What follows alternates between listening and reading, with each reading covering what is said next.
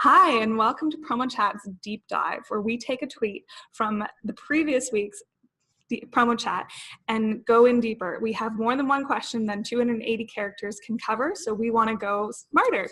So here is Andy and Adam from Keepsake Box USA, and we're going to cover our favorite tweet of the week from them. So our question was, when you're planning a custom project, how do you figure out your margins? How do you work with your supplier and factor in the increased creative time with the client? Their response was, being a supplier/service provider, we say reach out to us first. We work with custom projects all the time. Don't reinvent the wheel or waste time unnecessarily. Go where the experts are so you can spend your time creating the vision around a solid foundation. So welcome, guys. Thanks, Kate. Thanks for having us. Appreciate it. No problem. So our first question for you is, what is your advice to customers when they start a custom project? What are things to be aware of and questions that need to be answered? So go.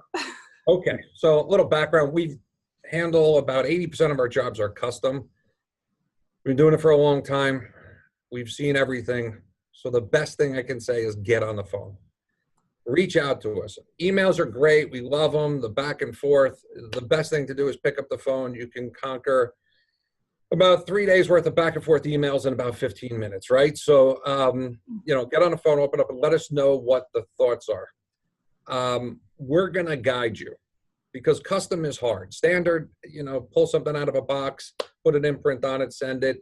There's not much to that. We do custom boxes for our clients, custom inserts, packaging. So we know we're the experts, right? We don't expect you to be the expert.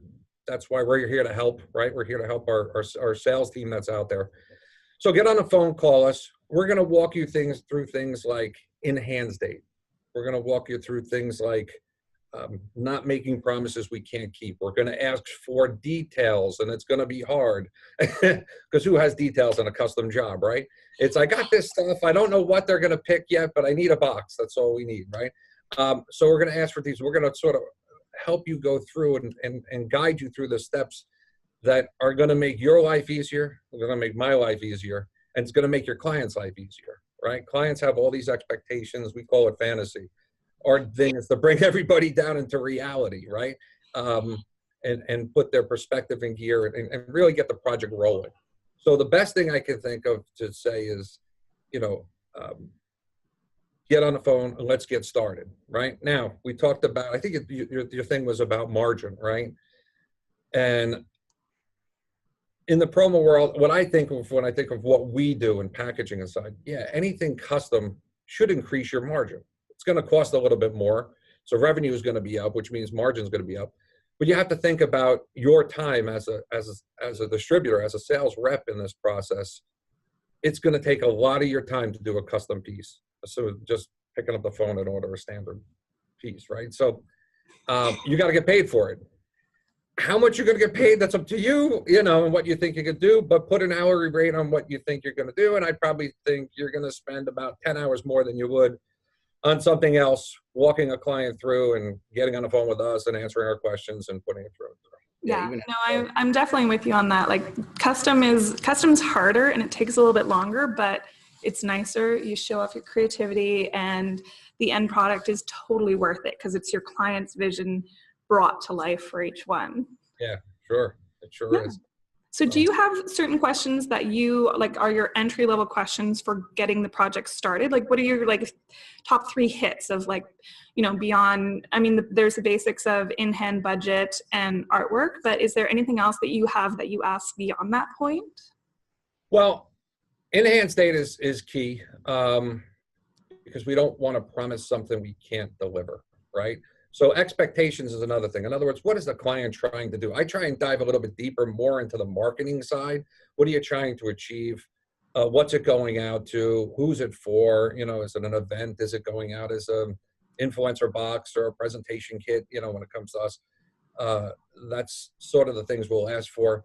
And I guess the low end of it is we're trying to figure out that road to get down to the end. So I don't know what would be something we would do. basically, if we have product, that's great. I mean, that's the biggest thing in the box industry. Just give me the product. I'll build a beautiful box around you. What I try and get to is I try and tell them, look, you got to rely on me. I'm a box genius. And that's not self-proclaimed. I'm just saying that you're not, I am. Tell me what you want. Give me the tools and let me just go build something for you. And I guarantee you we're going to wow it. We do it every day. We're going to wow your client. They're going to want here. We're going to be here. Budget is big, right? As you go through something custom, as you know, right? Any little thing, they might say, can we just do this? And that might be a big step. It might seem little to the client, but it might be a big step. So it's managing that expectation on each thing. You know, sometimes we do it, and sometimes an inch in a box means that we're going to a whole separate form of paper. And all of a sudden it's like, well, that's $5 more. And they're like, wait, I just added an inch. How can it be $5 more a box? And you're like, well, here's why, this, that, and the other. So we try and guide that and sort of hit those expectations a lot sooner, right? Or hit, I shouldn't say expectations, but hit those challenges, right? A lot sooner than need be. Because like I know you probably find this as well, is like with me, I'm an awards expert, like as much as I'm ever going to become an expert in something. I don't know anything about awards, so I'm going to you, right? I mean, that's it. I don't know anything about boxes, but it's always like that thing where you're like, it's 1 inch, but it makes a huge difference in what you do. So that's where it's important to rely on your suppliers, because, you know, you can't know everything, but we've all made our careers knowing everything, or as much as we can cram in our brains. So yeah.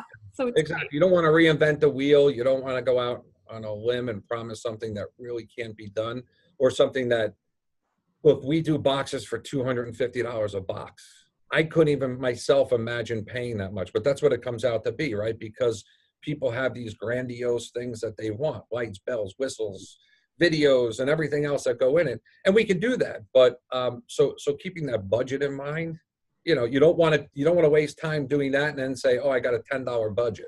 Yeah. You're like, yeah. Where you're like, oh, wait a second. You stop right there. And okay, let's go with this idea instead. Yeah, that's where, like, for custom, it's so important. Just ask your client everything, because like there's so much that's factored into it. And I love with boxes is, I mean, I've had clients spend more on their boxes than their awards. And I'm like, I don't get it, because the box isn't going up on the shelf. But at the same time, I've had a distributor describe to me the opening of the box. And like, she's like, it's down to like the slow release of it, how everything's laid out in velvet. And I was like, by the way, we call that the reveal. We call that the reveal, right? And, you know, how do I take a $3 pen and make it into what looks like it's a $200 pen, right?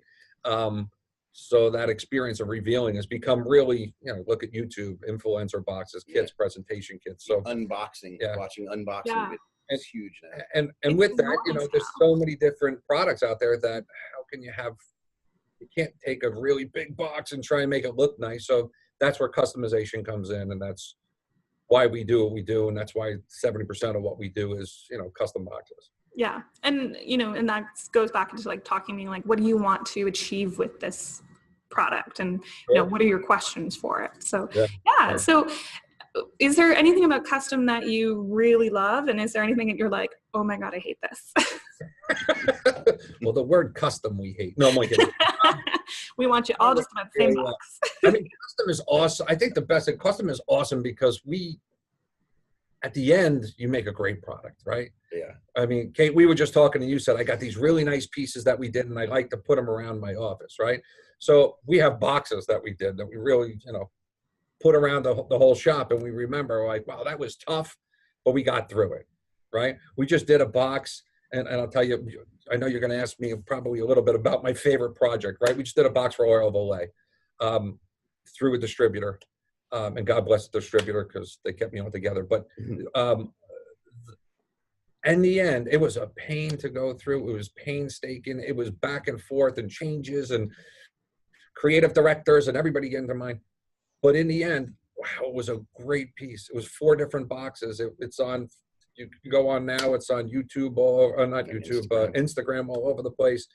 And really custom. In fact, they hired an artist to do a sketch of every person that was getting it, every influencer that was getting it. I want my own sketch. So they got a private, personalized box in each one that we came out with, and we went out of comfortable, you know, a little bit different for us, right? But in the end, we were like, this is great. So that's the beauty of custom. Yeah. It's always. What don't I like about custom? I think, and this is where I think, yeah, exactly. And this is where I think your question sort of goes to.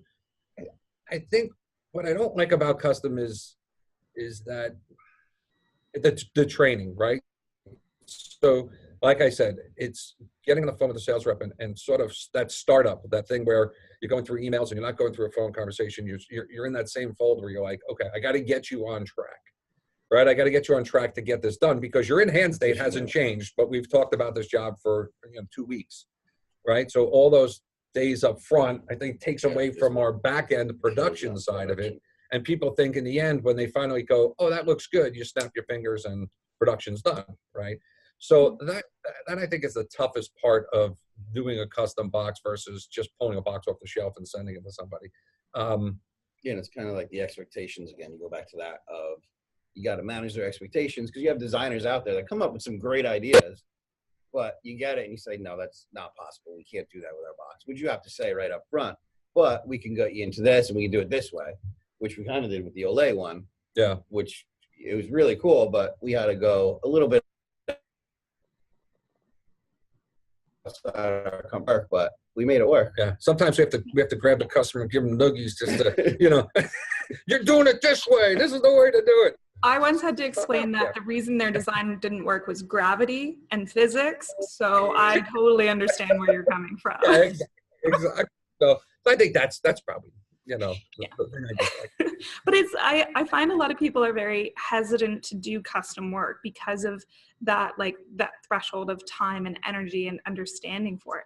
Like, is there but there's so much to be gained from it because you become this really creative force by showing your custom ideas and showing, even, or just taking our knowledge and sharing it on, because what you can end up with is way more exciting than, we took a stock piece and put a one color imprint on it. So although our stock pieces with one color imprint still look damn good.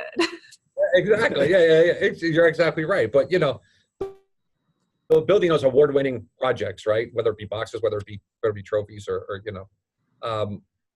there is some satisfaction in that. And it really does allow that company to show itself as somebody that's beyond, let's take a pen and put a logo on it, and that's what this industry is becoming. The customers requiring it more, right? They want wow, they want something different. They don't want the plain same old stuff. So don't shy away from it, right? I mean, it's not something to shy away from. It's just something to learn, right? So that's what I always say. We're here to teach 40,000 salespeople or whatever is in the industry now. We're here to teach them the whole art of selling custom or custom packaging in our situation, right? And the next time they're going to be even better at it because they're going to have all this experience from the previous job. Oh, yeah, exactly. Yeah. Exactly.